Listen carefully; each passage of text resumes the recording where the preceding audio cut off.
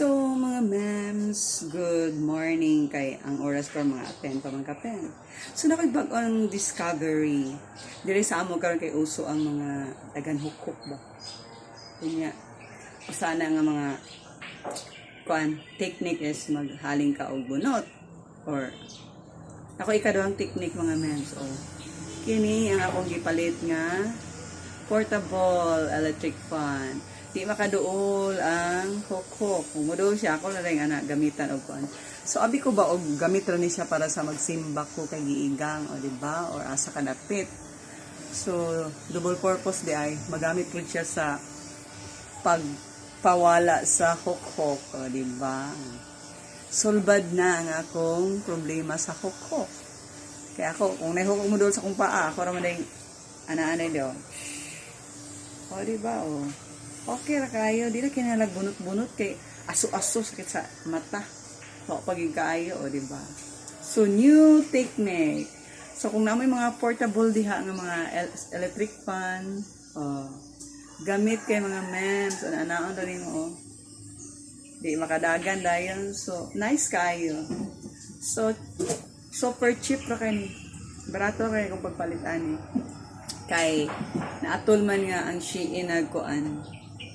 Sale 50%. O, di ba? Agud, magulat kita 50%. Di kita magpadali-dalig palit dayon kay na. Maabot na ang 50%. O, di ba? Sa mga nagtipid. Pero sa daghang kwarta, nanubra, palita din ninyo. Bahalag, tag 1,000 kapin ang isa. O, di ba? It's up to you, ragin na siya. Pero sa ako, kay tipid-tipid tips ta kay krisis ang panahon. O, di ba? Muna mga ma'ams.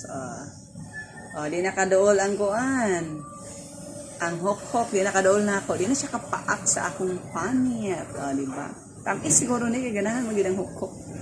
Sa gasab sa matog simbahan dito magsakay ka magkuan so daghang gid hok-hok karon diri sa Pilipinas.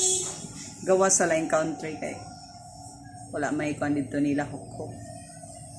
Diri ra mas Pilipinas na nauso ang hok-hok. Muna mga ma'ams. So nasa Pilipinas makarelate ana labi na diri sa province. Buhay probinsya, uso kay diri hukok karon. So makairita kay nakay buhaton baga pamaak na yun. So wala kay chance maka-short, pero karon ako'y chance nga mag-short kay nakahuna-huna man ko dani akong kuan. Portable electric fan, o diba? So nice kayo.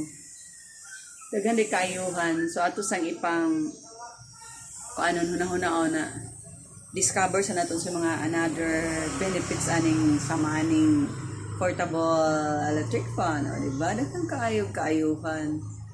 O diba? Naman po ko'y pay nga dako kayo pero sus Ginoo ko. Perti pong dakwa ina nakadako gikas China. Gikas akong igsuon nagbakasyon dito ba. May man siya kay sige ra man siya travel. Kay free man siya, diba? Kaya kay sponsor silang company sa Pro Life. O ganahan mo magpa-insured. O adto lang mo dito sa Pro Life. I recommend my brother Jerbliss Ibanyo. I-flex ko lang. Muna siya. Muna mga memes na additional na sa talk about insurances. O diba?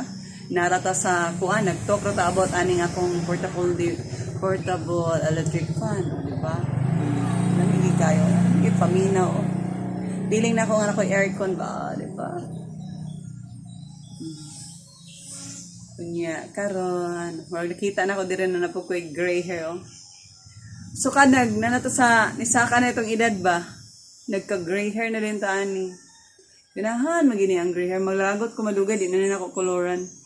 Kay mo na magid na ang importante gud sa kay at least wala munot tong naong na okay ra na mag-gray hair na diha. Ang style ana is ang ngalan na is highlight, o diba? Highlight na rin ang dating. Pag maputi na rin tanan, highlight na. O, so na, di na tagin na ang lagkuhan. Color. Samo kayo. Dawat-dawat na lang gita. Hinana na ginang kalibutan. Pero ako kayong igsuon nga, elementary pa siya nagsugod mga ma'am. So, Revel, my sister. Elementary pa siya nagsugod. Daga na ka siyang uban. So, ang mga uban, wala na nagdepende sa edad. Pero sa ako, nitubo siya pag edad na nagong 40! O, diba? Pag start ako 40, may 40 plus naman taan eh. Char. O, diba? Dahil ka na-reveal kanina nga vlog, mga memes. O, ganun talaga ang buhay. O, diba? Ang importante, happy ta, oy, buhi pa. Kanang mga age discrimination, di na mayo. Kaya nga, no? Kanang age, edad sa tao, mens, ang mo pagpuyo sa kalibutan. So, as long as unsa imong mga ginabuhat, imong kanang happy kasi mong ginabuhat. So, padayon. Hilig kag passion, hilig ka og mga kuan diya, social, gardening, ug sa pa kanay mga habit diya. Padayon nagyapon. Dili ingon nga kay imong edad mo nimo na. Dili na inana mga men. So, di ba?